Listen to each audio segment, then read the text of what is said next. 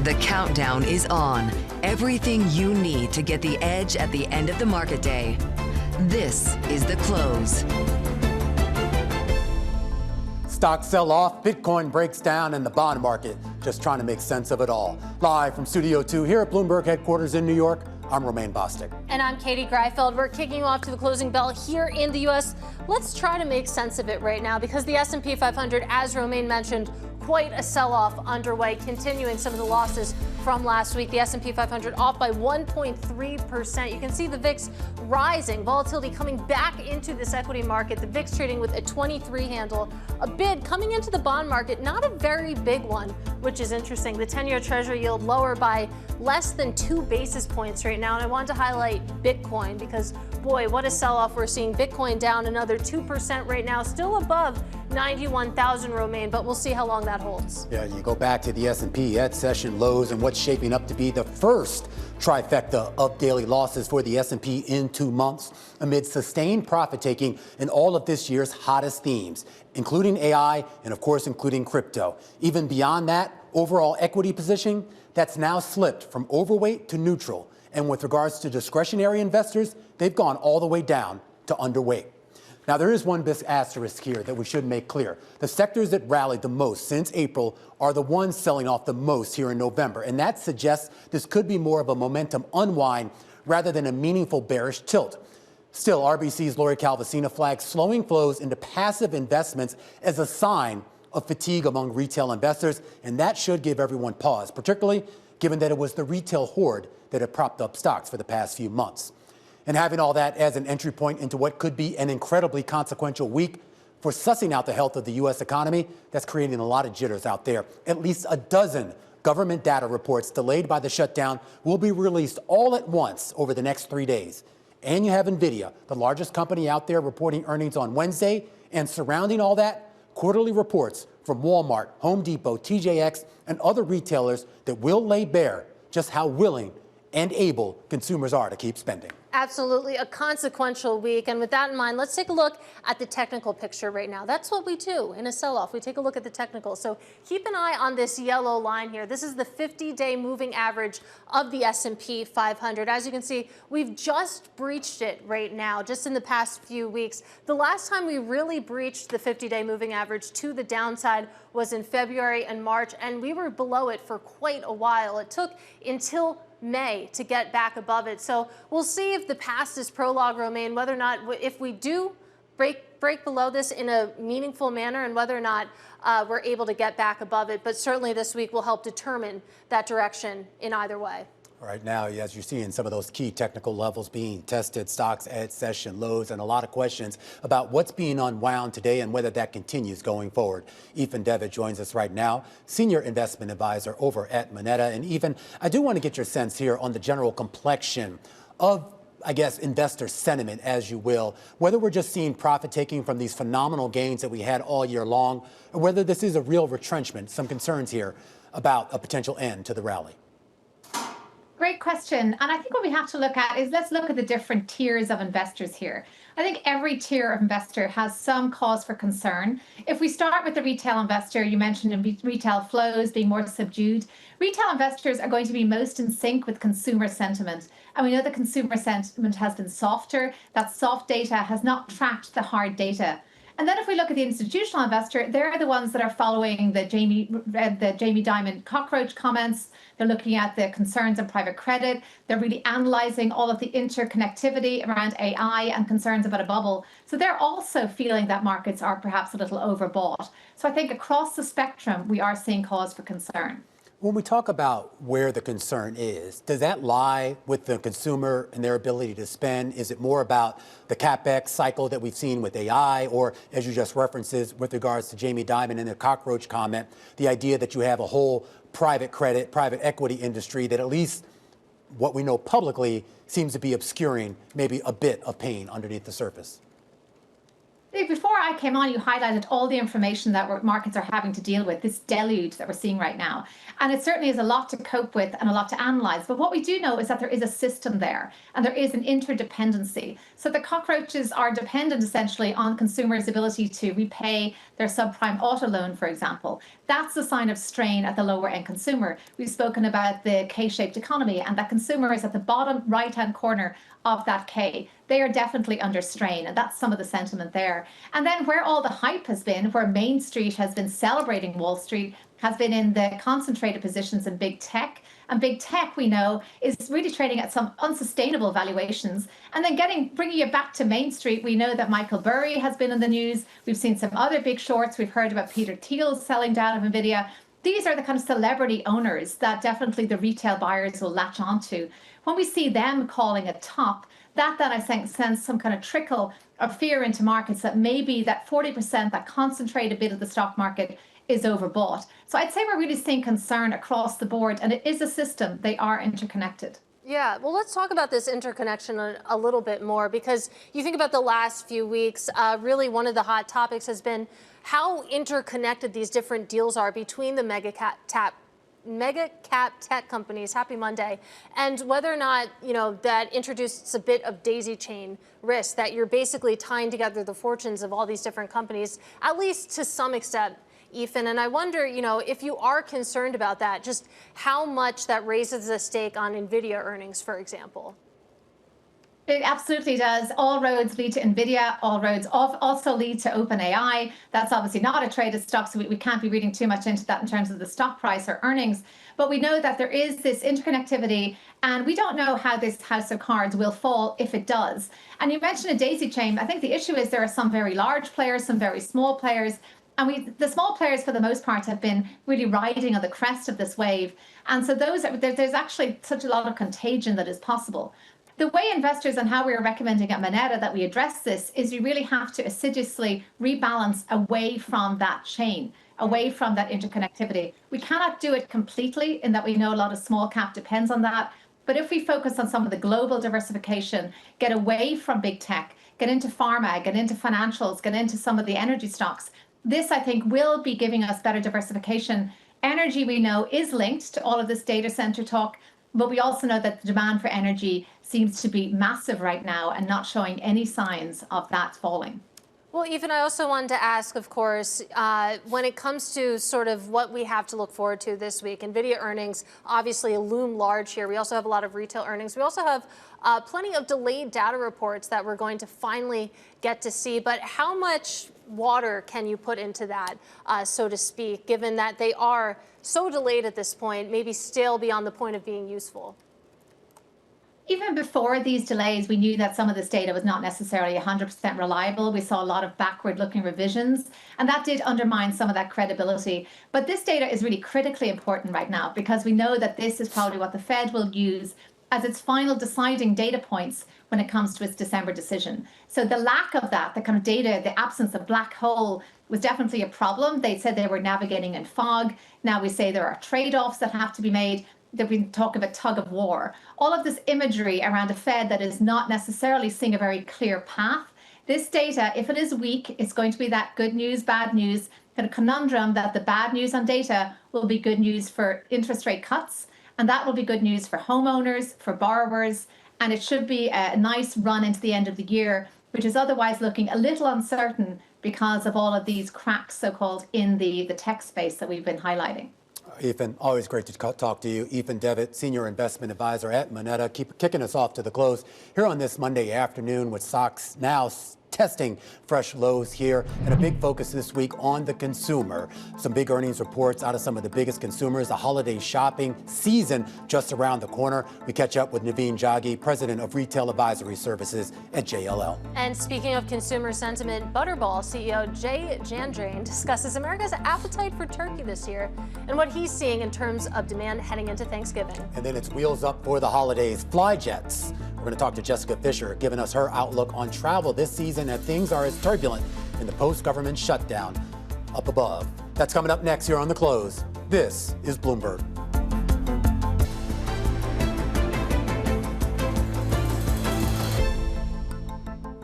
Amazon's first U.S. bond offering in 3 years, set to raise $15 billion. Another testament to the need for funding flexibility in the era of AI spending. Here to break this all down is Robert Schiffman, who covers tech and credit over at Bloomberg Intelligence. Robert, great to have you with us. This seems like a real sign of the times, the fact that Amazon is tapping the public bond markets for the first time since 2022. What does this say? Why tap the bond markets versus look to free cash flow, for example? Well, I think you better get used to it and get used to having me on, because this is not going to be the first conversation. There is a lot of money to raise over the next few years because there's a lot of money to spend to build infrastructure, because there's just a tremendous amount of demand. The type of demand I don't know if we've seen for any product, maybe since the automobile started to come around to chase the horse and buggy. So what does it mean? It means that Amazon, along with Meta and Microsoft and Alphabet and Oracle and probably a host of others, think that there is money to make out there. And the reality is they can't make that money over time unless they put the money into infrastructure right now. Many of the companies are very differently positioned. Amazon is much differently positioned than some of their peers, which gives them, I think, an enormous leg up. We can talk about that in a second, but this is just the start of things to come. Just the start of things to come. And it's an interesting chicken and egg situation because, I mean, you think about Amazon and some of their peers, they have best-in-class credit ratings, but part of the reason they have those ratings is because scarcity creates value. They don't issue that much debt, and I'm not suggesting that they're going to get downgraded anytime soon, Robert, but I wonder what you make of that dynamic. It's actually a bit of a misnomer. They do have a lot of debt. You know, Amazon's got $50 billion of debt out there, and if you include all their leases, it's $350 billion of debt. If you look at names like Apple, they're sitting on $100 billion of debt. Oracle's over $100 billion of debt. These companies have raised money over the last handful of years. The real question is, why haven't they raised more? And simply, the vast majority of the funds that they were making were used for shareholder returns. And now that they have something real to spend it on, quite frankly, the government limited a lot of what they can do from an M&A perspective. And we always thought they should raise more. If you think about their weighted average cost of capital, you know, their weighted average cost of debt is effectively zero, and their cost of equity is 10%. So why weren't they issuing even more? Why didn't they have $200 billion of debt and buy back more stock? And I think these guys have foresight. It's as simple as that. The CEOs, whether it's at Meta or Microsoft or Alphabet, these guys saw this sort of spending spree coming, and they wanted to make sure that their pockets were deep enough that when they needed to spend the money, it was going to be there. But quite frankly, the amount of money they're going to need to spend over the next few years is even bigger than that. We wrote a note the other day saying that the big 5 or 6 were going to spend about $3 trillion over the next 5 years on AI CapEx. And when you start throwing in the others like CoreWeave and Anthropics and all the others, you know, maybe that number's more like 4 or 5 trillion. But to your point, though, Robert, just about the idea that some of these companies were already sitting on a lot of debt, I do want to go back to Oracle's sale a month or two ago, $18 billion bond sale. I mean, they were already sitting on like $100 billion in debt as it was. They kind of dominate several of the key investment grade indexes. And I'm wondering if, as we see more of these larger companies take on more debt for something that, at least right now, is still a questionable ROI, is there any concern about any sort of risk, systemic risk, to some of those broader bond indices if anything does intentionally go wrong? Well, the general answer is no. It's certainly company specific.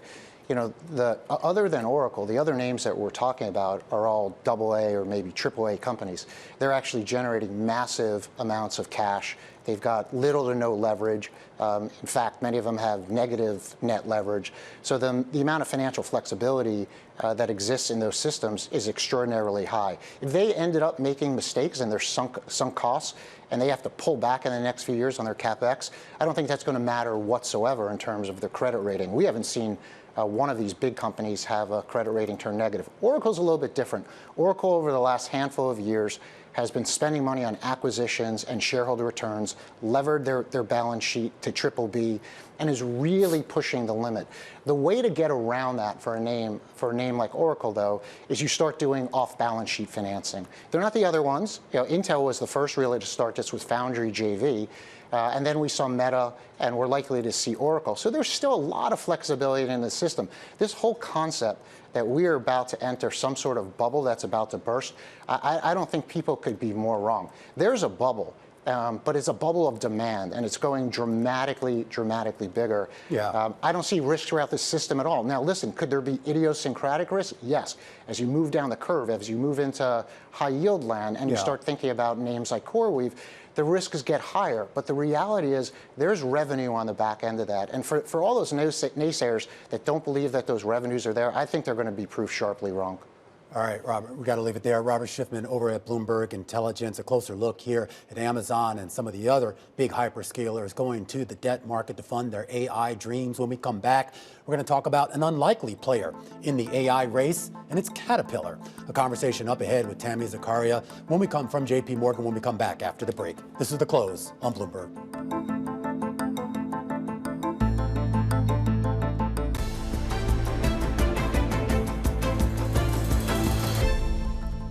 Let's get to our top calls. Big movers on the back of analyst recommendations. And we start off with Yum Brands, the owner of the fast food chains KFC and Taco Bell. TD Cowen upgrading to buy, boosting the price target to $173, saying the decision to sell the lagging Pizza Hut franchise would amplify Yum's growth profile. Those shares unchanged on the day. Next up, let's take a look at Gap. Barclays upgrading to overweight, boosting the price target to 30 from 19. The analysts lauding the retailer's new leadership for turning around the company and saying that they see long-term sales and margin recovery across all three of Gap's primary brands. Those shares, though, down about 2% here on the day. And finally, we got to talk about Dell. Morgan Stanley double downgrading to underweight, the only sell equivalent rating right now among the analysts tracked by Bloomberg. The analyst also slashing his price target to a street low $110 a share, saying a memory supercycle brings downside risk to the computer maker's earnings in 2026. Dell, those shares now near session lows, down about 10% on the day, and those are some of our top calls. We're also keeping eyes on shares of Caterpillar, despite the broader sell-off, trying to hold their own. They're only down fractionally here on the day, trying to hold on gains on a year-to-date basis. The catalyst, AI. As the AI boom continues to ramp up, Cat is capitalizing on the excitement by doubling the capacity of its gas turbines to help meet demand to power data centers. Our next guest says it's one of her top picks. Here to discuss is Tami, Zakaria, Head of Machinery, Engineering, and Construction Equity Research at JPMorgan. Great to see you, Tami. Great to be here. Let's go back to that earnings conference call, because they did talk a lot about the AI boom and how they actually stand to potentially benefit it, particularly when it comes to their production of, to their supply of gas turbines. So I would say when it comes to Caterpillar, one interesting thing we saw in the last few weeks was they hosted an analyst day. And there, two things stood out to us. One is they shared long-term 2030 sales and margin targets, unlike a traditional cyclical company, but more like a multi-industry growth company. And the other piece is, like you said, AI. They talked about more than doubling revenues tied to power generation products through reciprocating engines and turbines. And in a nutshell, the way we say that this is one of our top picks, and that is because Caterpillar will benefit from some of these mega trends, be it construction tied to infrastructure investments, Fed rate cuts benefiting construction, and eventually data center-driven ecosystem growth that will benefit Caterpillar over the next 3 to 5 years. Do you have confidence as an analyst covering this sector that data center growth, the power generation demands, et cetera, that is going to be long-lived, or is this maybe potentially a shorter cycle? That is a great point, and I would say Caterpillar's capacity expansion extends beyond just backup power generation for data centers. The reciprocating engines, the turbines we're talking about, it's not just for prime power, it's for prime power, backup power, oil and gas extraction, transmission, refining, marine applications, mining. So there's a whole host of use cases which will help to eventually add power to the grid, and Caterpillar should benefit from that whole ecosystem developing. And looking forward, I mean, earnings season never ends. We have Deere reporting next week. When you think about, what we learned with Caterpillar, especially some of these potential AI tailwinds, can you extrapolate any of that into Deere earnings next week? Unfortunately, no. And I remember I was here around this time last year ahead of Deere's earnings. And the way this year has played out is their earnings have contracted because of the weakness we've seen in farm income. And unfortunately, right now, it's not looking a whole lot different as of the moment. And that's because this is not a new news that China has not been buying soybeans from the U.S. pretty much at all this year. And so this has impacted farmer sentiment. It has impacted farmer earnings. Earnings are getting somewhat of a buffer from all these care packages and the handouts the government has paid out. But sitting here today, the big question is what happens to tariffs? There is still significant tariff headwind, which, if not mitigated, will impact earnings and margins. So while we think the worst of the demand destruction or decline in large ag equipment is probably behind, there are still lingering issues which make us relatively unenthusiastic heading into the Deere earnings report. Well, it's interesting to hear you say that because, I mean, we've been having this conversation about farm incomes for a while now. They predate, of course, the second Trump term, and you have to wonder, I mean, what sort of breaks the cycle? And at this point, we could be entering into a situation where Deere especially that they're up against pretty easy comps, just given how long this has been an overhang. So that brings up an interesting point. The farm economy is actually pretty cyclical. We saw record high farm income not too long ago, back in 2022. Since then, corn prices have come in more than 50%. Soybean prices have come in more than 50%. So farm income actually is correlated to crop prices. So you need crop prices to rebound. How do you get there? Either there's a supply shock or there is incremental demand or use cases. And that brings me to your AI question. Let's say in an effort to add power to the grid, you come up with technology and solutions that use biofuels, biodiesel, in which case we will see increased demand for corn and soybean. In that case, companies like John Deere can be a beneficiary of the AI boom. But as of now, the technology is not developed yet or commercialized to that extent. And hence we are seeing this sort of normalization of income from very peak levels back in 2022. All right, Tami, great to get some time with you, especially ahead of those Deere earnings next week. That is Tami Zakaria. She is head of machinery engineering and construction equity research over at JPMorgan. Romaine. Meanwhile, we want to go down to Washington. The President of the United States was just speaking. He was asked a few questions about his relationship with Mexico. He said, quote, "I'm not happy with Mexico," and he seemed to allude to the idea that some of the tactics that the United States has been taking against Venezuela could be applied to Mexico. You're now seeing the Mexican peso at its weakest levels of the session. Remember, the peso had been strengthening versus the U.S. dollar for most of the year. Also, keep an eye on Lockheed Martin, ticker LMT, right around session highs on the day after Trump also said that he will approve the sale of F-35 jets to Saudi Arabia. This is Bloomberg.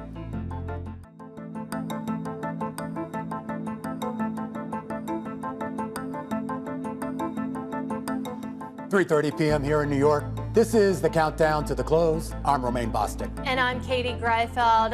Rough Monday for stocks, of course. The S&P 500 continuing its downdraft. And boy, we have a lot of earnings to get through this week. Nvidia, sure, of course, it's coming on Wednesday. But we also have a lot of retail names as well. Yeah, this is actually, believe it or not, I think one of those weeks where I actually am less interested in Nvidia. Not that it's not going to be, I know, that's a bold statement. Yeah, given that we'll be breaking those earnings. Send your emails at katiegreifeld.com. but in all seriousness, we get Walmart, we get TJX, we get Lowe's, Home Depot. I'm forgetting a few others. So you're getting a lot of these big retailers, and all we've been talking about for the last few weeks has been what's the health of the consumer? Are they spending?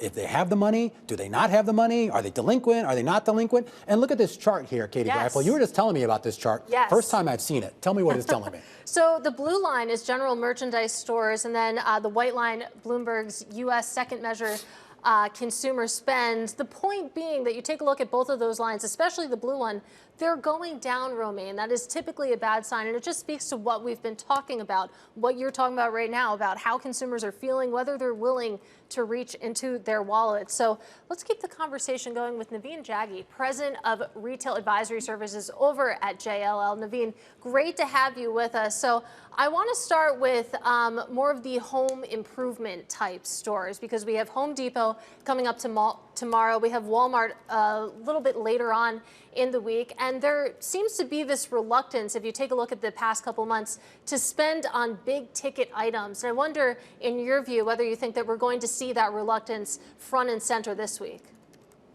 Yeah, I think that the desire by the consumer to spend on big ticket items, whether it's homes or cars or large tickets, will continue to go on through the holiday season. There's been a continual drive by consumer to save their dollars and get the most that they can out of their spend. And we did a survey of consumers, over 1,000 consumers, a couple of months ago. What we found out was the broad spectrum of the 1,000 consumers said they were spending less this year in 25 than in 24. Of course, when you break that down, though, just the top 10% of the U.S. earners are spending more. So that means that the bottom 90% of the U.S. consumers will not be spending as much. So they'll be going to value retail to get their most bang for the dollar. So when you look at Walmart, for example, I'm bullish on them, and I'm very bullish on TJ Maxx and Ross's example. I think people like Home Depot and Lowe's are struggling to find a way to get that consumer to come into the store more often, because they're not spending money on home improvements today because they just don't know where their dollar is going to spend. That's really interesting, Naveen. So to kind of crystallize that point, it sounds like you're saying there's a trade down trade that exists when you're talking about a Walmart, a TJX, for example, but Home Depot, Lowe's, they don't necessarily have that. Yeah, they don't bring the massive consumer in to spend across the board. I mean, one of my examples would be Walmart, for example, saying that Walmart's one of the only few retailers, besides maybe Target and a couple others, but that can bring a family in and do all their shopping at one time. Walmart is the #1 grocer in America today. 20% of all grocery sales are going to Walmart. That tells you can go to Walmart and you can pick up not just groceries, but blue jeans, toys, and home accessories. That's a distinction that Walmart plays. I think they can lean into that much more in the holiday season.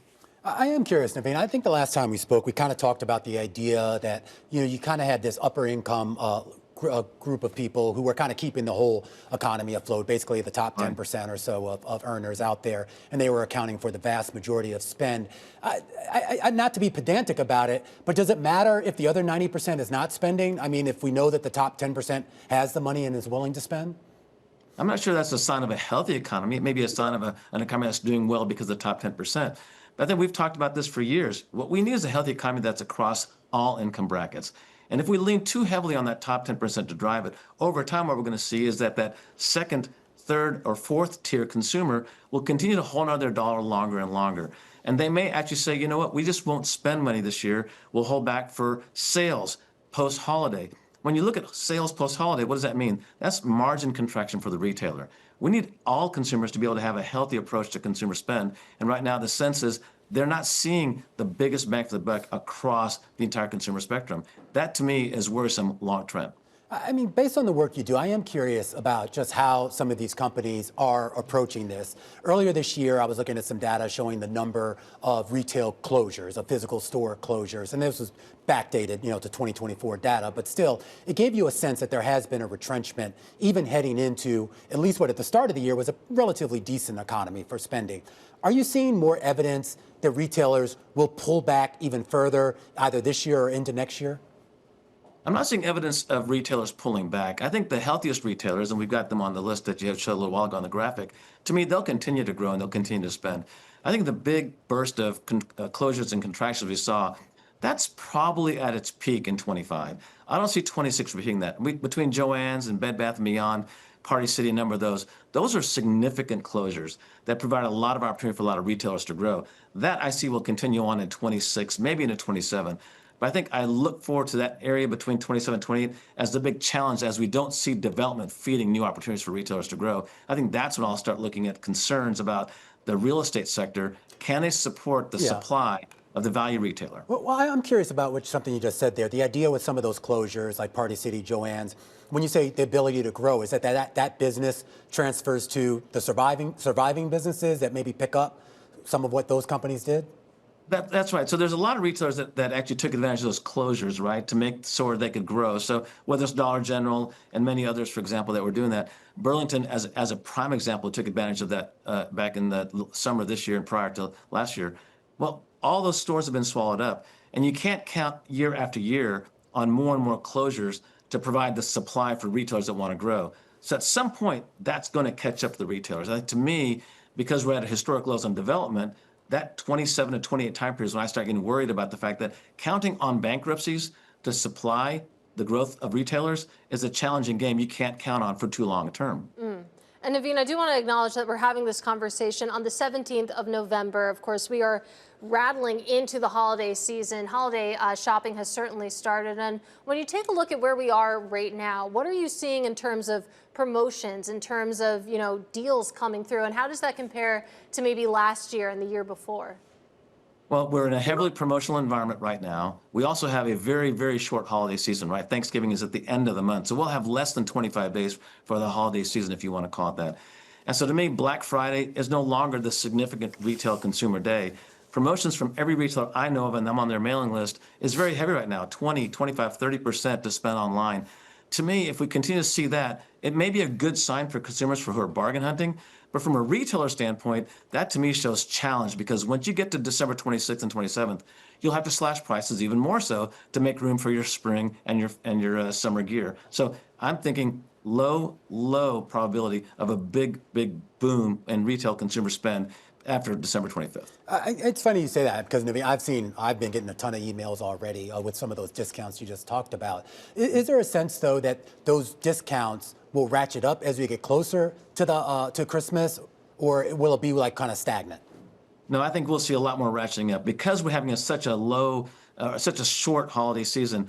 The consumers are looking for the best bargain. Every retailer is fighting for the same dollar. The quicker you can get that sale and promotion out there to move that product, the better. So I'm seeing those promotions happening now, and we'll continue to see them. Don't be surprised that the last week to week and a half of the holiday season, we'll see massive discount cuts to get that product moved off the shelf.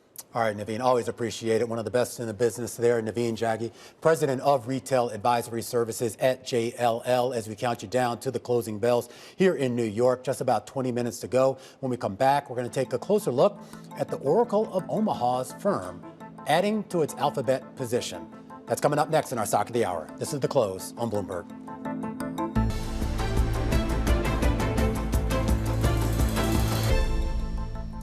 All right, more than 400 stocks in the S&P are lower on this day, but one big one is higher. Alphabet. The shares at one point on the day hitting a record high on an intraday basis. This after Buffett's Berkshire Hathaway revealed that it's building a stake in the parent company of Google. Joining us right now is Norah Mulinda, our markets correspondent, to talk a little bit more about Warren Buffett's affinity for Alphabet. What's going on here?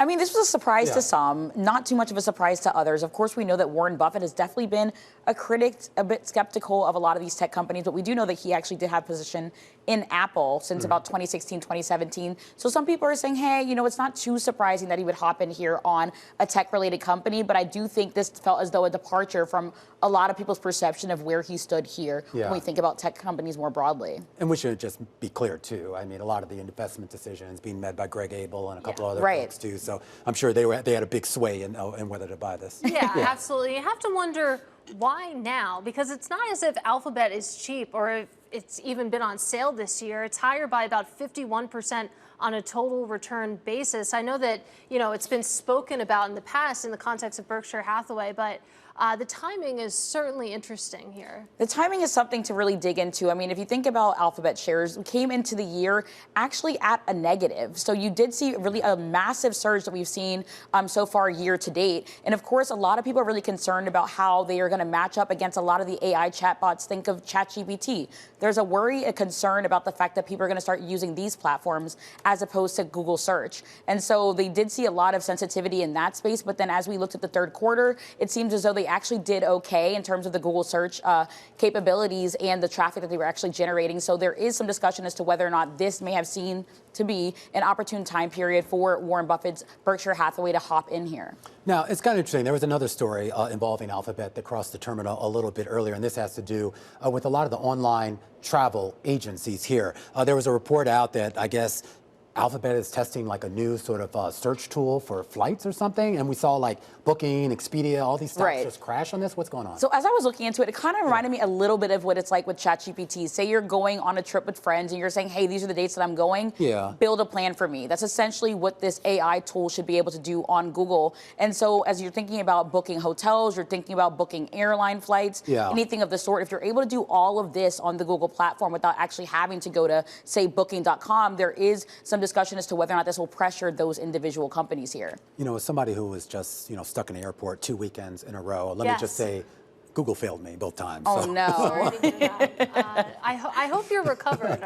Or, I don't know. I'm a little bitter, but I'll get over it. You did fly this past weekend, so I clearly did. you're I'm here in the studio. You're here. I mean, hey, if Rob Schiffman can make it here, then, That's true. That's true. Norah, Mulinda, great reporting as always. That is our markets correspondent. Meanwhile, we're getting some interesting Fed speak headlines. This coming from Christopher Waller, backing basically a December rate cut for, quote, risk management, Romaine. He delivered these remarks in a speech called explicitly the case for continuing rate cuts. So maybe not a surprise, but case for continuing rate cuts. That's a little on the nose, isn't it? Yes, It's kind of interesting, too. We should point out, he's kind of said something similar to this before, this idea of kind of risk management. But I want to sort of put that up against what we heard earlier today from the vice chair of Philip Jefferson, who kept talking about things being transitory. He didn't use the word transitory, but he basically implied the word transitory. So I'm a little confused as to what Fed members are actually going to debate at that December 9th, 10th meeting. Because you have some people think we need rate cuts now, and others saying, this will all pass. I'm sure it's going to be a robust discussion because how would you vote? How would I vote? No comment. Coming up, we're going to take you to the closing bell with Venu Krishna, head of U.S. equity strategy and global equity linked strategies over at Barclays. This is The Close.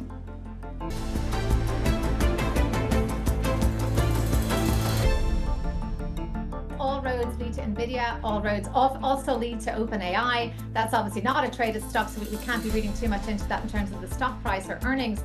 But we know that there is this interconnectivity, and we don't know how this house of cards will fall if it does.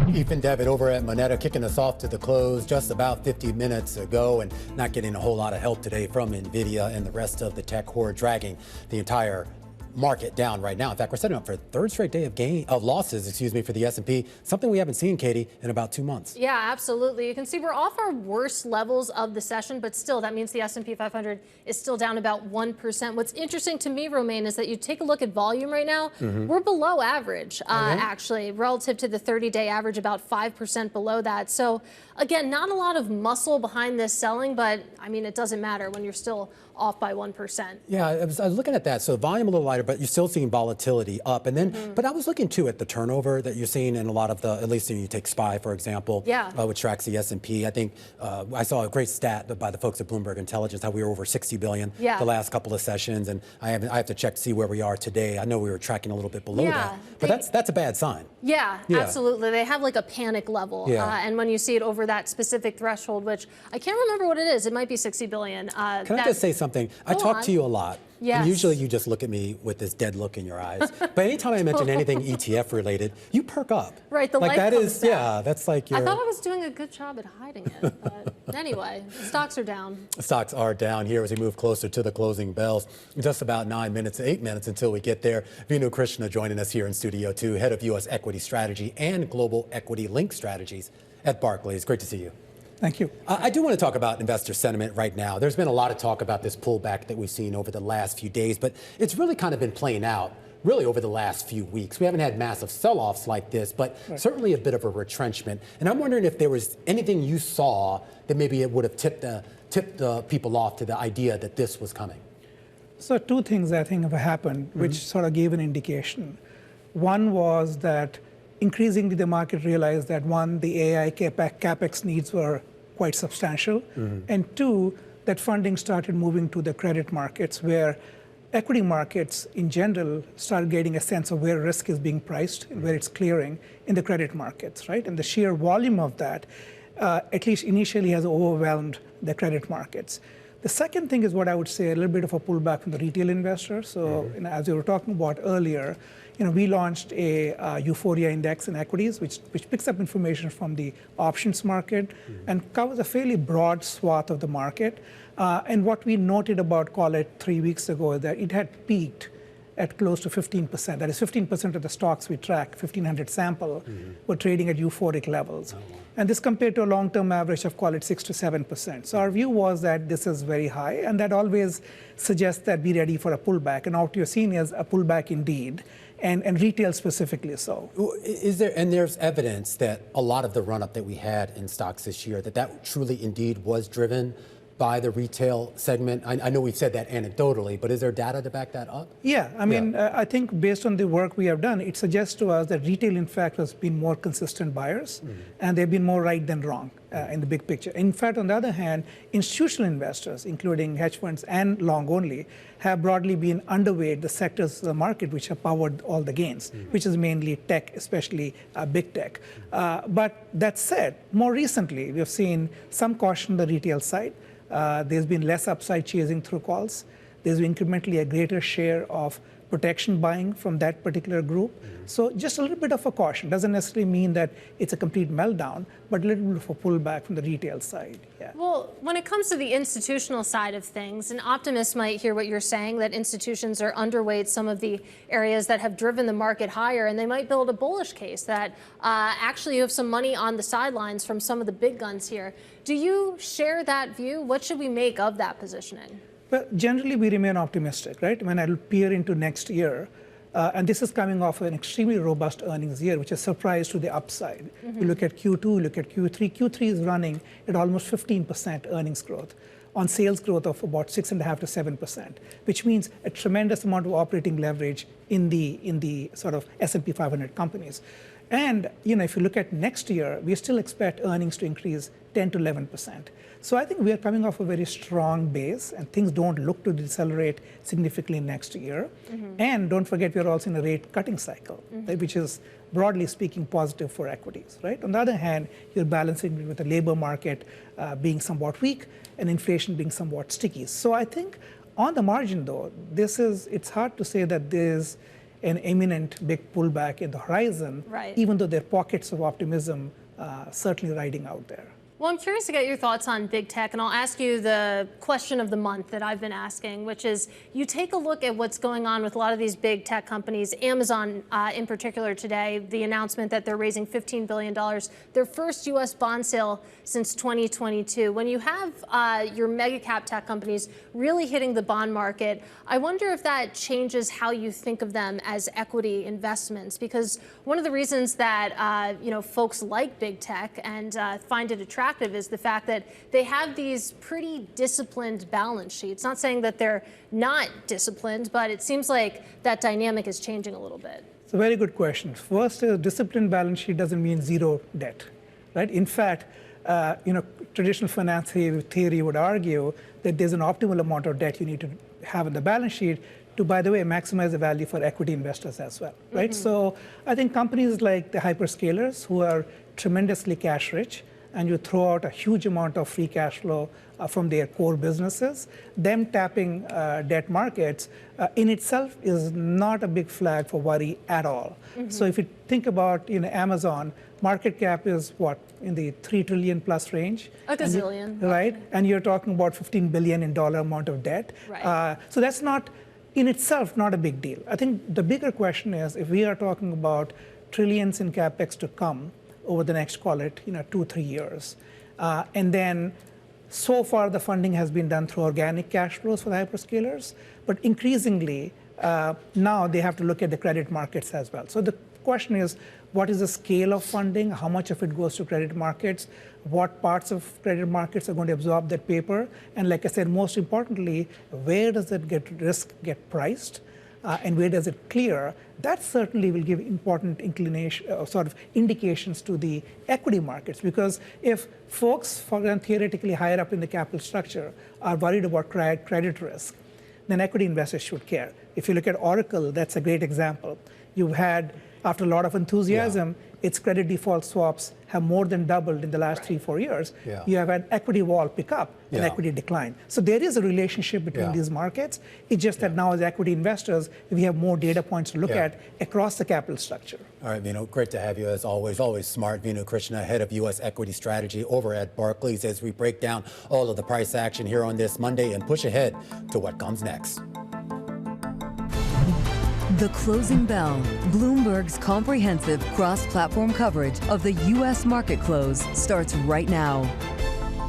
And right now, we are 2 minutes away from the end of the trading day. Romaine Bostick alongside Katie Greifeld, taking you through to that closing bell with a global simulcast. It starts now. Carol Massar, Tim Stenovic, they're in the radio booth. Welcome to our audiences across all of our Bloomberg platforms. A third straight day of losses here for the benchmark indices. And more importantly, Carol Massar, this is going to be significant here. All of the major indices right now set to close below their 50-day moving averages for the first time since April. All right, that sounds pretty significant, right? Technicians would certainly say it is. So is that a buying opportunity or a sign of more things to the downside?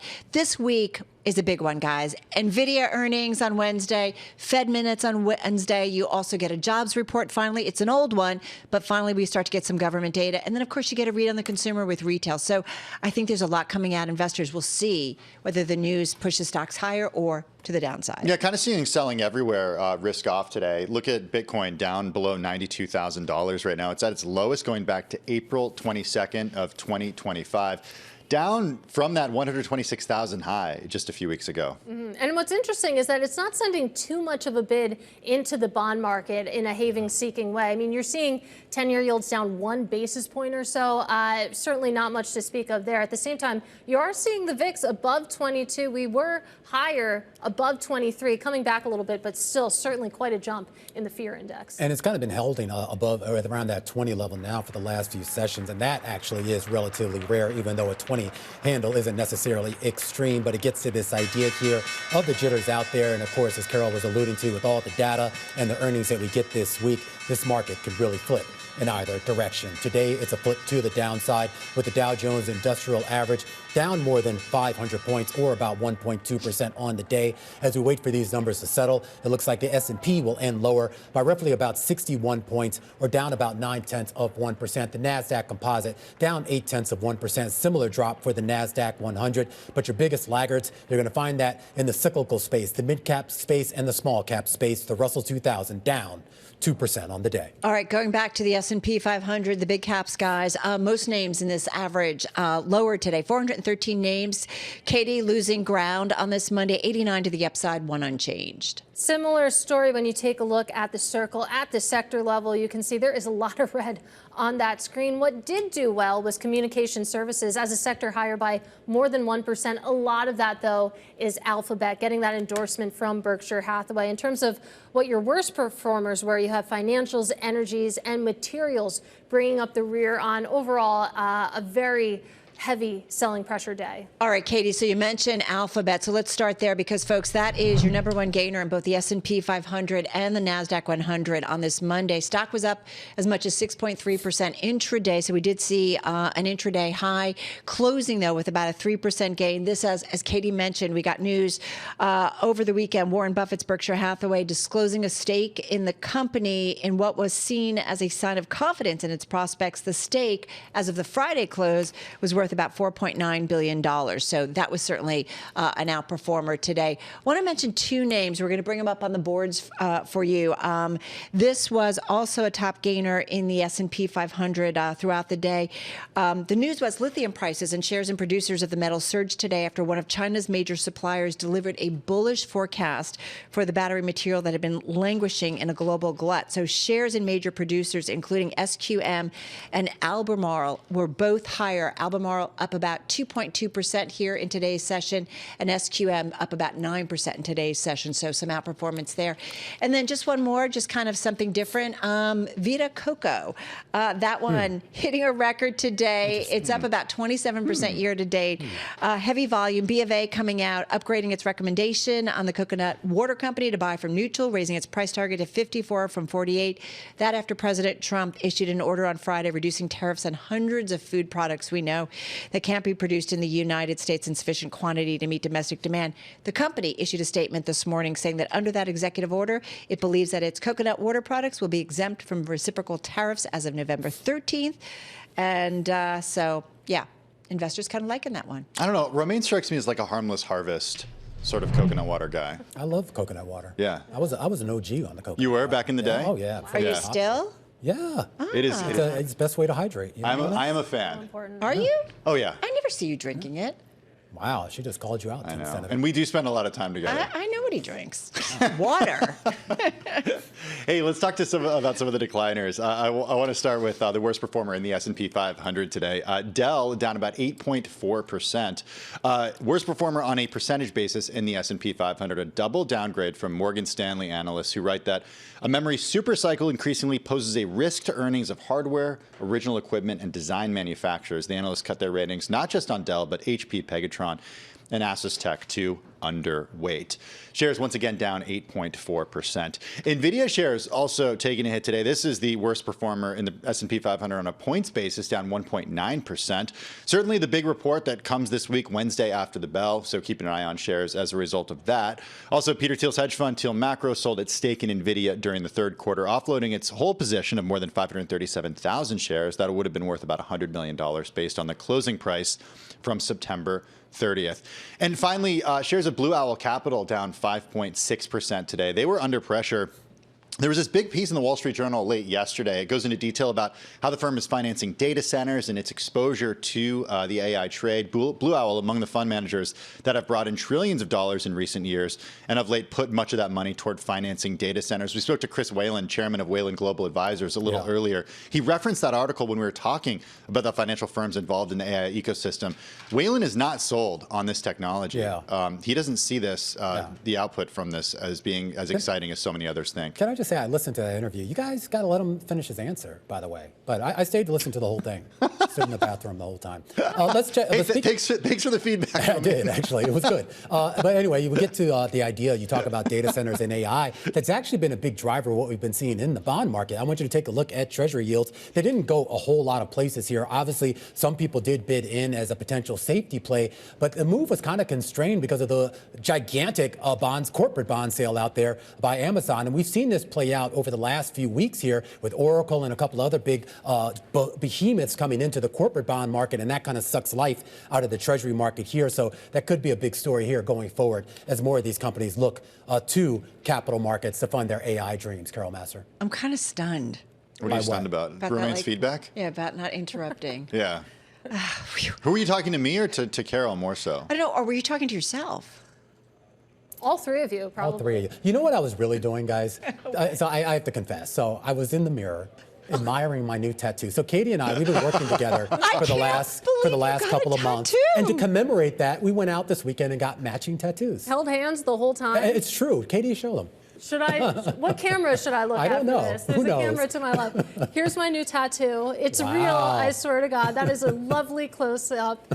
My first tattoo, and last it hurt one. a lot. Do you know? I saw that on social, and I'm like, she's just playing. She's just kidding around because you have a great sense of humor on social. And I'm like, this is not a joke. Oh my God. Not a joke. Not a joke. Finally took the plunge. Have been talking about this for years, and on a whim, didn't it hurt back there? You know, it did. It did, and it still does, but, you know, doing okay. So what did Romaine get? You're hilarious. Yeah. Well, now, Romaine, you know, you have to go. Now I'm committed. Maybe Carol and I, we can increase our bond here. Yeah. Carol, do you? Sorry, Tim. You have to Do you have a tattoo? I do not have a tattoo. No comment. No comment. Okay.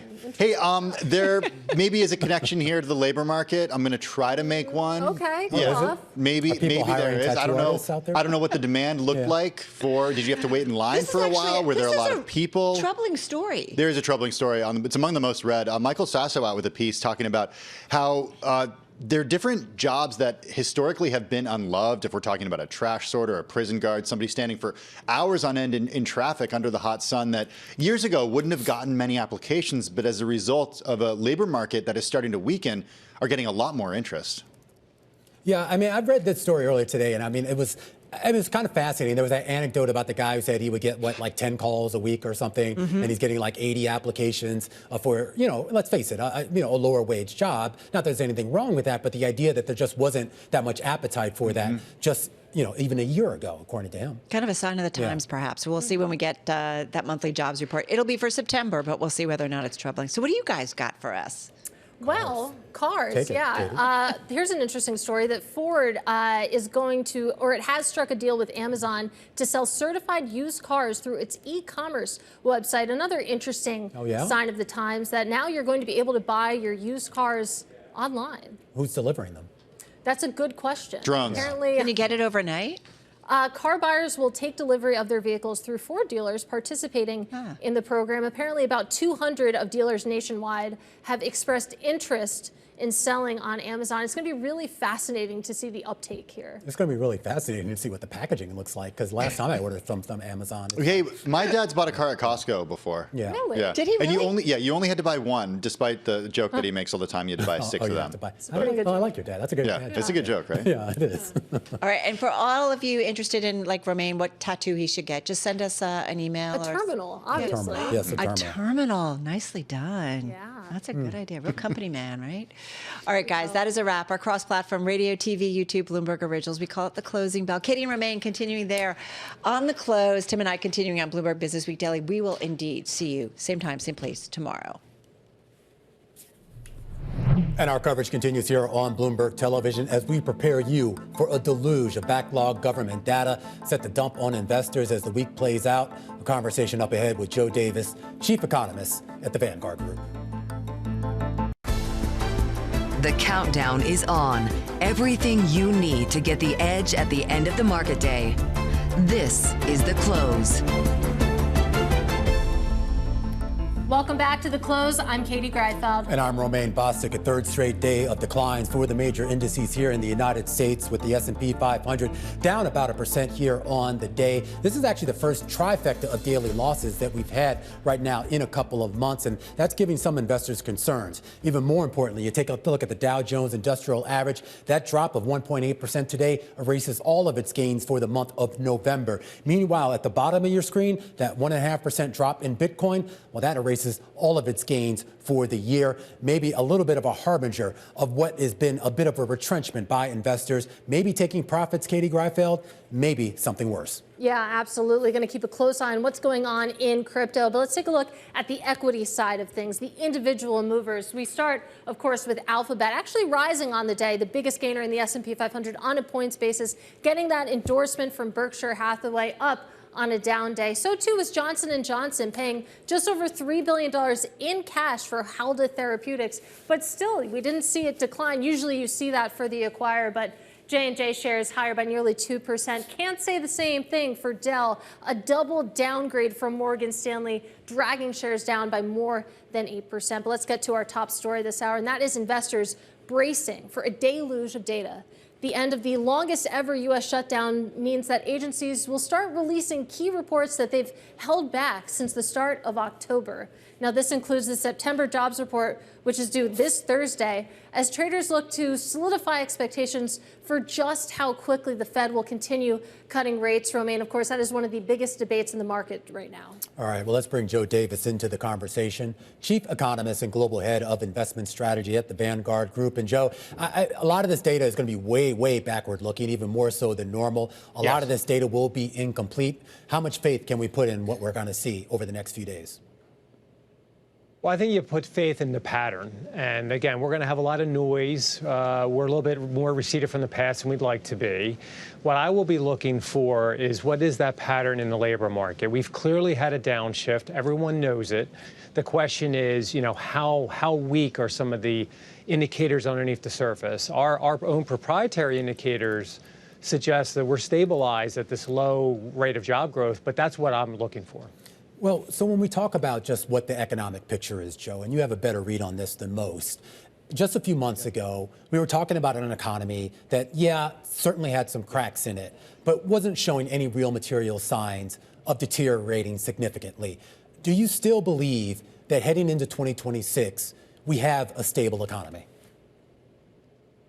I think we do, but again, it's not just completely clear.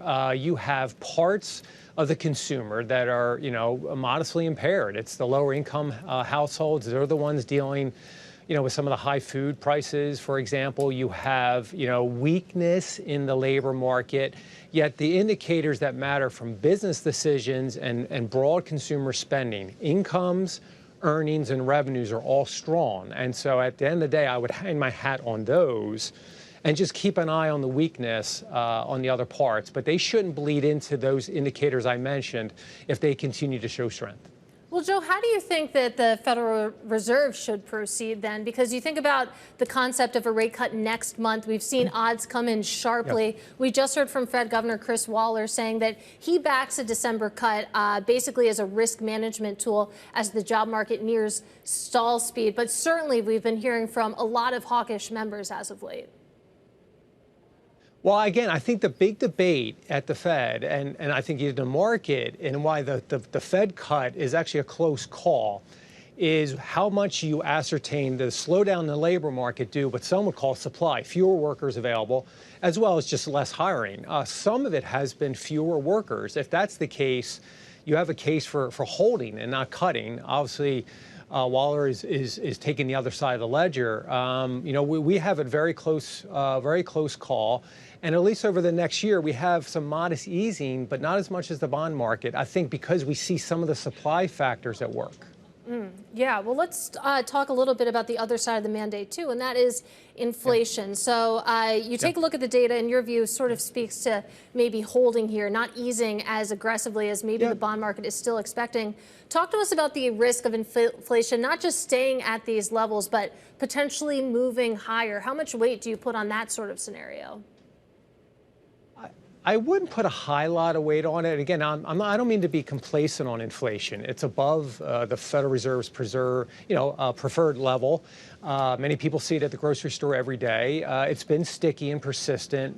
But nevertheless, I'd be more concerned if we saw aggressive easing over the next 6 to 12 months without a slowdown in the labor market and in business spending, which, again, is not our expectation, because then I would be concerned about a retightening of the labor market. Unless we're talking about that scenario, I think some of the headline inflation risks are more of a push and perhaps a modest case for modest easing because of the spillover into the economy.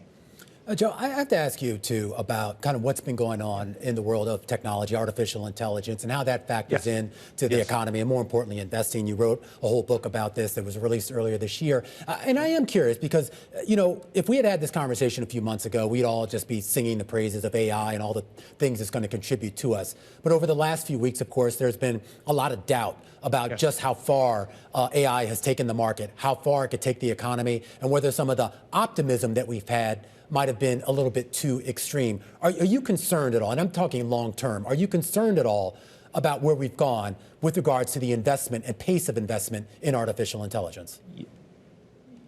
I'm less concerned about the rate of investment in terms of the AI, in terms of what companies are doing. I'm more concerned around the investment sentiment. I've been solaced by seeing some debating whether or not technology stocks continue to grow to the moon. We have been unwavering in our view and our data-driven analysis that we're somewhat guarded on the stock market, largely because of large cap growth companies. And a lot of great news in AI's advance is baked in today's prices. And so we're not pessimistic on AI as an economic force as we are as much as on an investment thesis. And we see more compelling opportunities out there. History is very clear. Over a full technology cycle, you do not want to overweight the technology itself. And we spent 2 years looking at that feature. So the stock market is not the economy, but the wealth effect is a real concept, Joe. And I wonder, if we did see a big pullback in some of these magnificent 7 names that have such a high weighting in these benchmark indexes, what that might mean, the sort of unraveling of the wealth effect, the impact that would have on the economy. Yep. It's a really good point. Again, so 2 things. One is we're starting at a very high base. We have a significant increase in consumer wealth, as you mentioned, than we have had in some time. So that provides you some cushion. However, if we were talking about a 30 or 40% drawdown in the U.S. equity market, which we saw after the late 1990s, then you can clearly get a drag and even potentially the recession. But we would have to be looking at what drove that price collapse to begin with. So you have to start painting those pictures and scenarios. So it's possible a 10 or even, dare I say, a 20% reduction in prices in of alone would not do it. Something else would have to be happening in the world for that to happen. Well, back here into the here and now, though, Joe, and with regards to AI investment, Christopher Waller, the Fed official, has been talking all day long. This headline's crossing the wire. He keeps talking about this idea of fixed investment and the idea that when you pull out the AI spend, you basically have no fixed investment right now. Is that a fair characterization? I don't think it's totally fair. Again, there's not like a pure metric that I can say, here's the world of investment, X AI and then with AI, but you can do a triangulation. And I think that's a little bit too strong of a statement, seeing that on the tape. Our analysis shows that, again, we're in the early stages, but in the past year, it added roughly 50 or 60 basis points to growth. That's not all of the growth, but it's a catalyst. Again, I think many of us would want to see AI investment if it leads to higher earnings and productivity down the line. We've been in a world 20 years with not that happening. There is going to be misinvestment even if we enter that world, and that's something that we have to be prepared for. I think that's the one good news coming out of the recent market volatility is that there's some, for the first time in a while, some healthy skepticism in terms of what is the payoff of these investments going to be. All right, Joe, we got to leave it there. Hope to pick up this conversation with you soon. That is Joe Davis. He is Chief Economist and Global Head of Investment Strategy over at Vanguard. Now coming up, the top three, where we focus in on the top three movers and shakers at the center of the day's biggest stories. That's next. This is The Close on Bloomberg.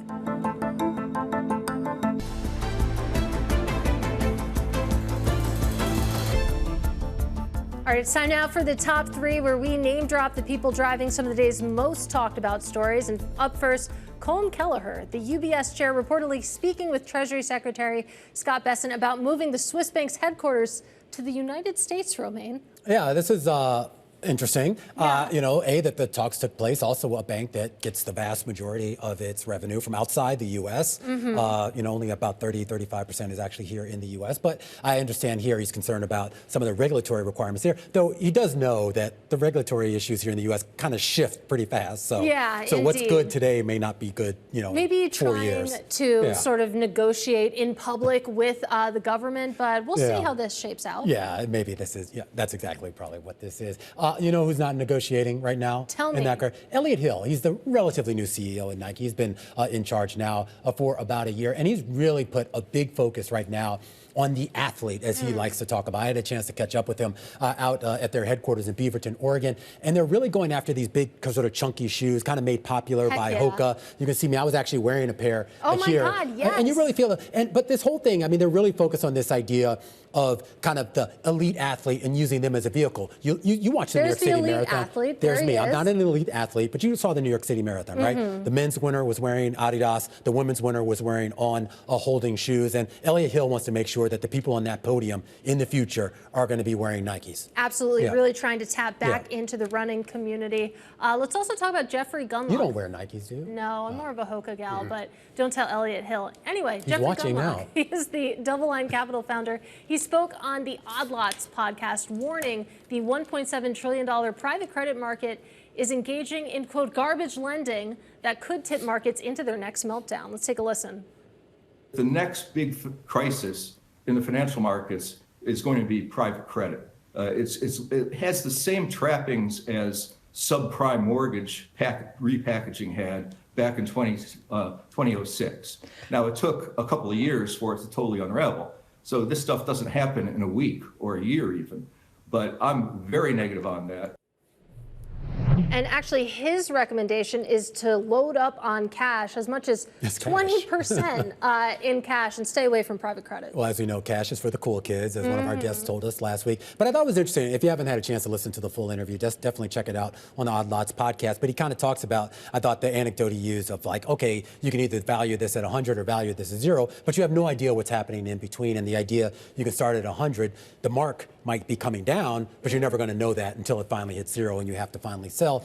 You know, it might be a little overstated, and we know Gundlach's tendencies on some of these issues. He's a bit of a bear. But he's a bit of a bear. But he does bring up a salient point, and a point that several guests have made. We were speaking a little bit earlier with someone, Aoifinn Devitt, right, about cockroach dependency. Yeah, dependency on cockroach.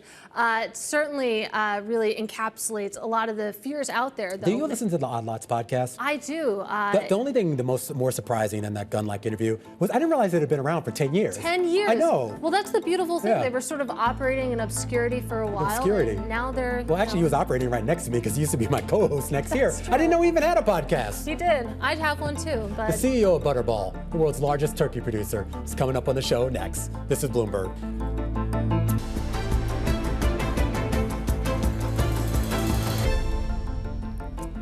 Well, food inflation, a hot button issue ahead of Thanksgiving, with the Trump administration serving up tariff carve-outs on key food items. The president also claiming credit for a 25% drop in the cost of Walmart's Thanksgiving package from last year, which fact checks determined were tied to downsized or removed items. Our next guest, who runs the world's largest turkey producer, says his latest survey shows more than half of consumers won't compromise on their table stakes for Thanksgiving spending. Joining us now is Butterball CEO and President Jay Jandrain. Jay, great to have you with us. So talk to us first about how prices compare to this time last year. Obviously, you have a very unique seat here. So what sort of trends are you seeing when it comes to food inflation? Well, the good news is that we're seeing prices the same or in some cases lower than what they were last year for turkeys for Thanksgiving. As you mentioned, we've seen retailers coming out with a lot of very strong pricing to help the consumers out there. And the lead on that is turkey. The consumers are telling us they do not plan to compromise on turkey. And the retailer is certainly passing on some really attractive feature prices so that consumers will get into their stores and get their holiday basket there.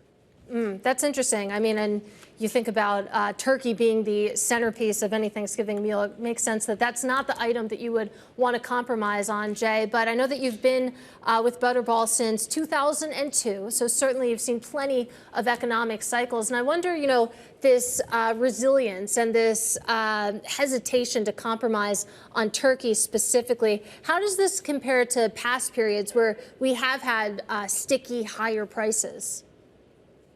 Well, it actually has been very consistent from a pricing standpoint, and we see that in the data and talking to consumers.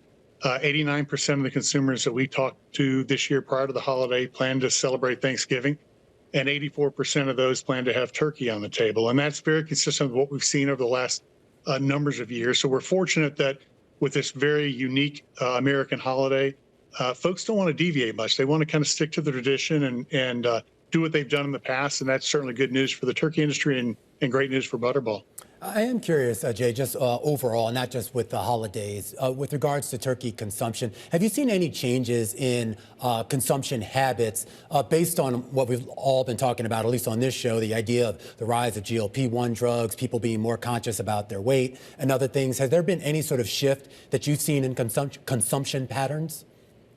Well, it hasn't shown up in all the data just yet, but we certainly do hear a lot of consumers talking about more of a focus on protein, particularly low-fat protein, and turkey is a perfect candidate for that. You know, we have a very good value for the consumer when they're looking for a high-protein source.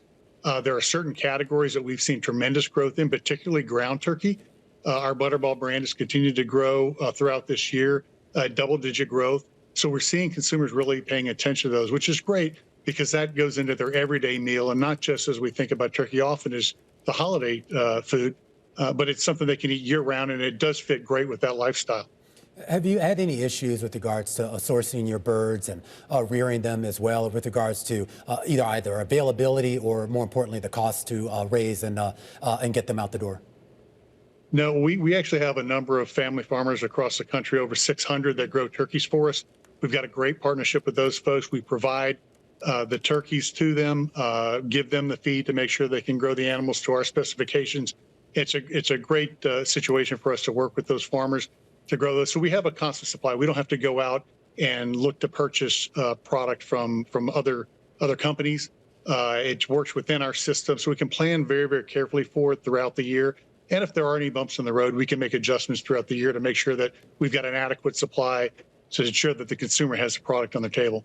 Well, Jay, related to that, bring us up to speed on what's going on with bird flu, because certainly we saw a lot of concerns about that, what that meant for the nation's chicken supply and also the egg supply. Was that as much of an issue for our nation's turkey flocks as well? Well, it has impacted turkey for sure. We've seen that for the last several years. We're very, very fortunate that we're not in a short supply standpoint. We're confident that consumers are going to find the turkey for the Thanksgiving table, so that's great news. And we're also very, very positive that the federal government has invested in trying to find a solution to this. They've looking for prevention and intervention systems. They've allocated $1 billion to go to help prevent the spread of this disease. So we're very positive in our thoughts about finding a solution that ultimately will help eradicate this disease that we've been facing for the last several years.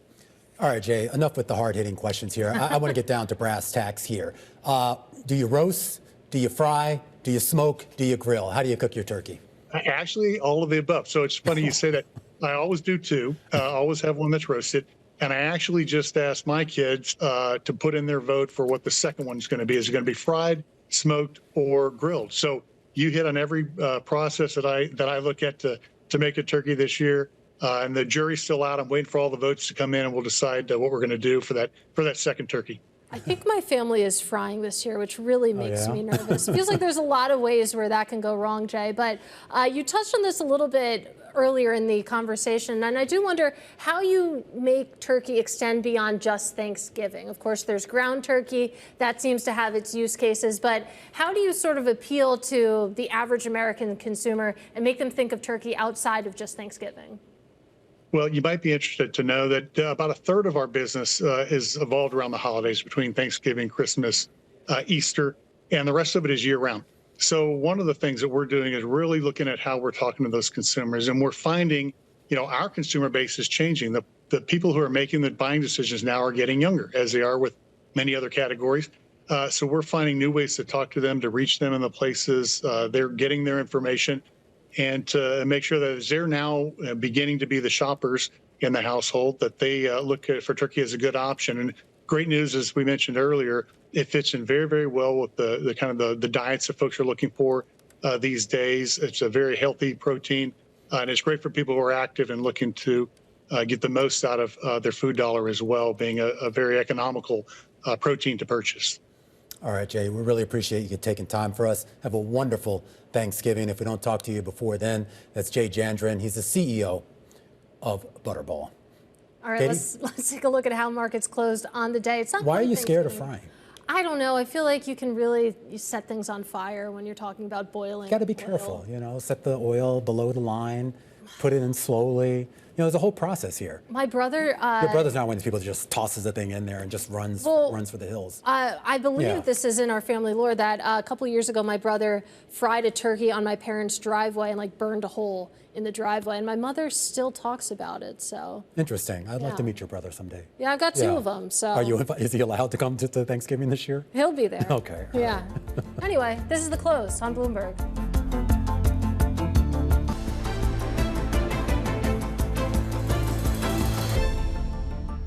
All right, the successful launch last week of Blue Origin's New Glenn rocket, putting Jeff Bezos' space company on track to maybe challenge the hold that Elon Musk's SpaceX has had on the launch industry. And as they shoot for the sky, along with NASA and others, a lot of questions about, well, what do we do when we actually get up there?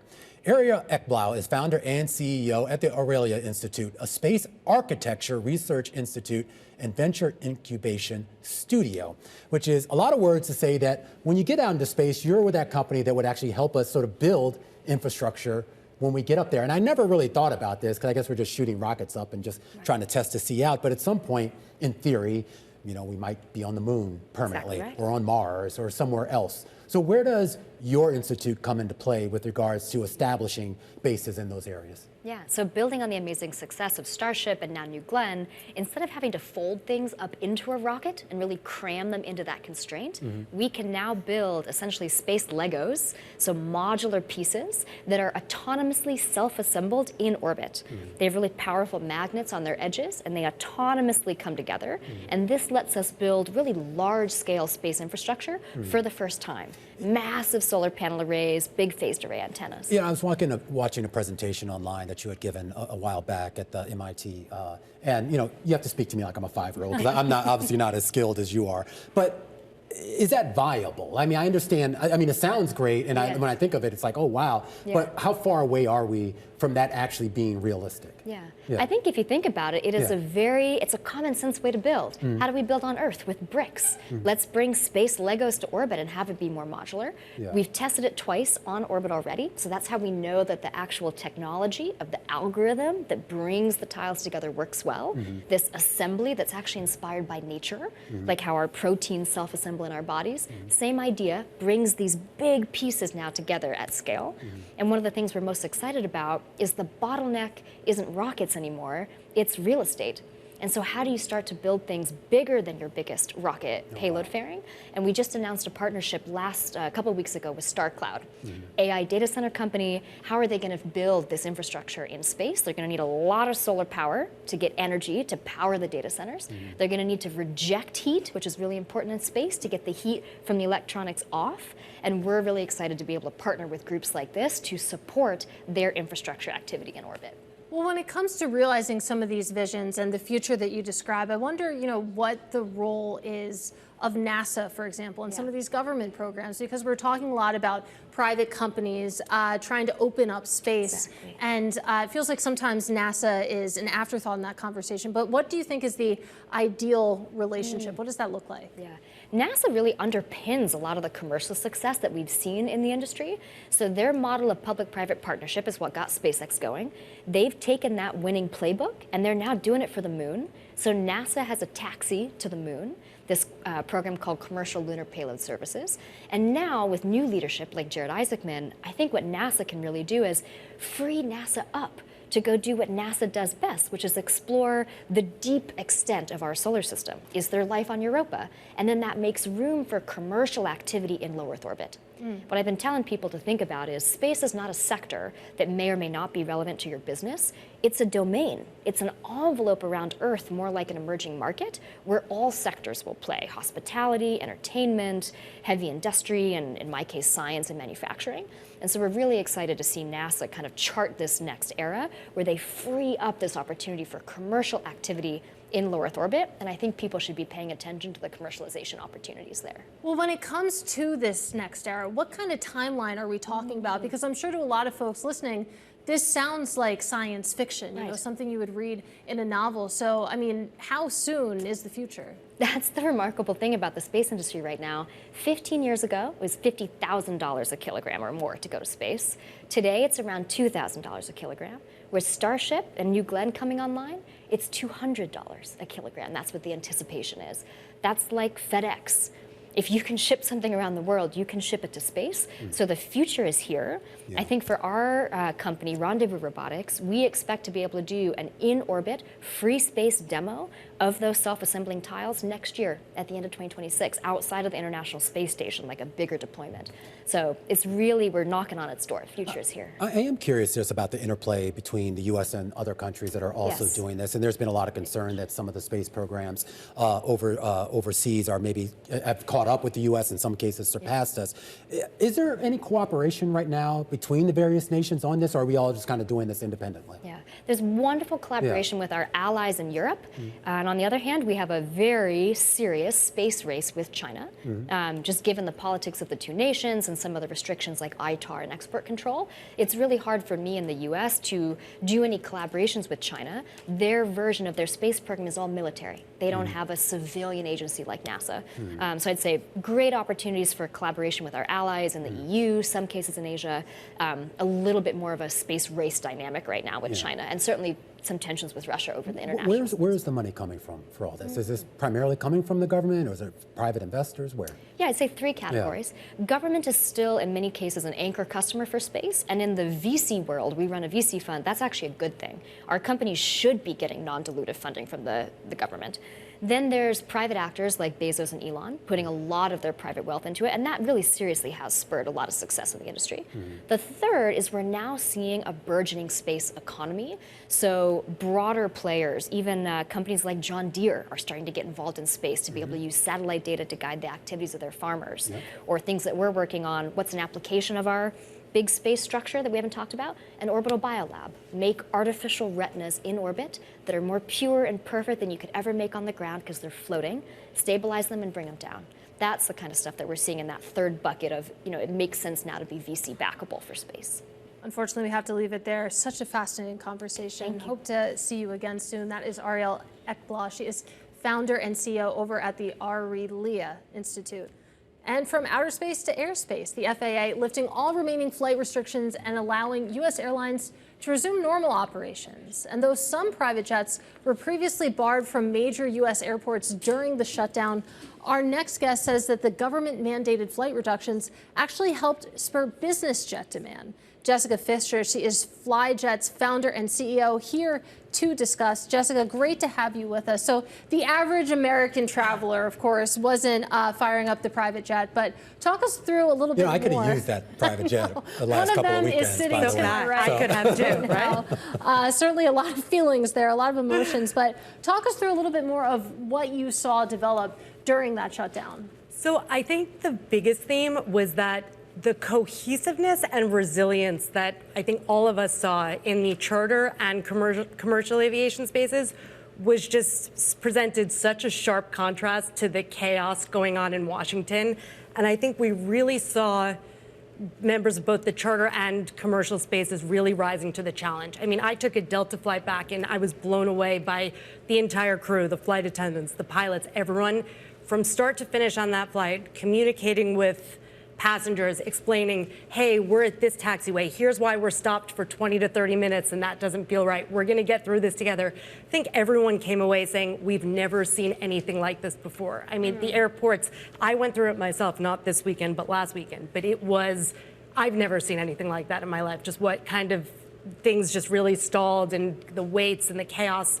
But, I think making things safe really people got from A to B. As for the business aviation sector, despite those 12 airports, which were designated to be closed since as of this morning when they reopened everything, we actually, I think if you look at charter activity in North America between November 2nd and November 8th, there was actually an increase in business jet aviation, in business aviation. I think there was about an 11 to 12% increase in the week of November 2nd to 8th in that time frame versus the week before, when typically if you look at a year-over-year increase, that increase has been about 3% between 2025 and 2024.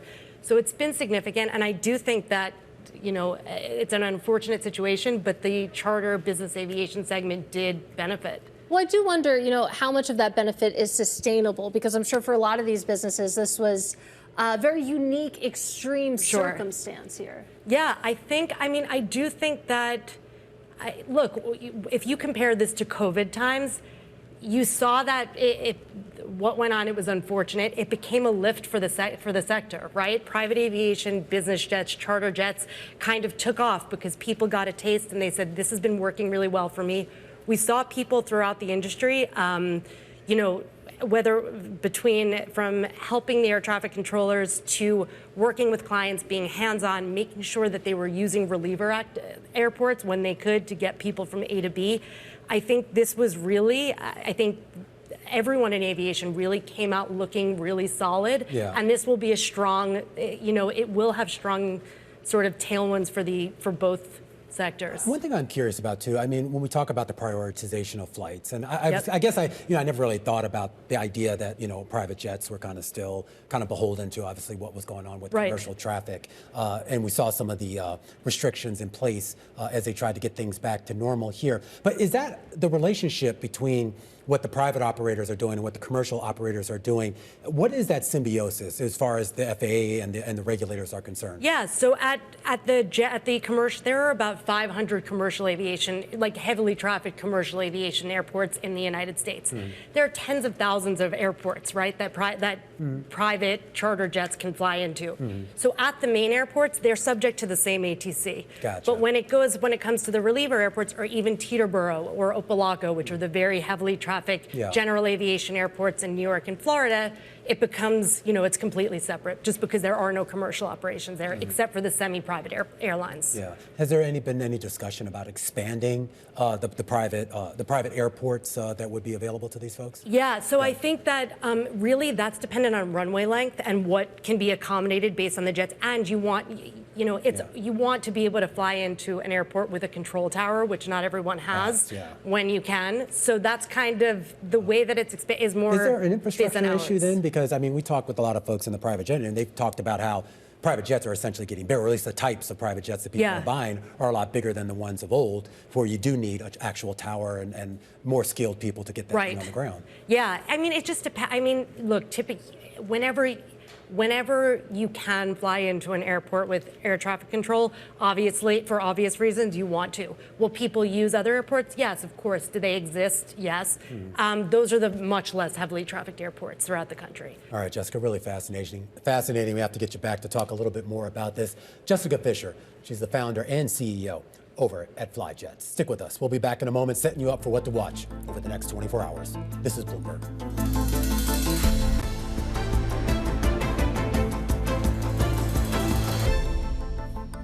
All right, let's set you up for what to watch over the next 24 hours, and it includes several of those key earnings that we've been talking about. Absolutely. Looking forward to Home Depot, Baidu, Klarna, and Amer Sports. Home Depot, probably the headline there. Yeah, I'm really curious, too, because we talk about Home Depot really being a barometer, not only for consumer spending, but obviously the housing sector and the idea that, people would upgrade their homes, or maybe they don't if they're not going to, flip them or something. So it'll be interesting to see what they have to say. I think we get Lowe's later in the week as well. We're also going to get a lot of Fed speak, which I'm not sure it's helping matters, because we got a lot of Fed speak today, and you had Philip Jefferson saying one thing, Christopher Waller saying the exact opposite. I guess we get to do this tomorrow with Barr and Barkin. Absolutely, of course. Logan speaking too. That's true. She's also there. Heated debate underway as to what the Fed is actually going to do next month. I think it's a little bit heated. You have the Hawks on one side, Waller leading the Doves there. So we'll see what Barr, Barkin, and Logan have to say. But we also have the Microsoft Ignite conference in San Fran kicking off tomorrow. Yeah, spark it up. And also, we got to go down to the White House tomorrow as well. President Trump is actually going to be hosting Saudi Crown Prince Mohammed bin Salman at the White House. First time he's been here at the White House in 7 years. The team at Balance of Power is up next. Maybe they'll have more on that for you right here on Bloomberg.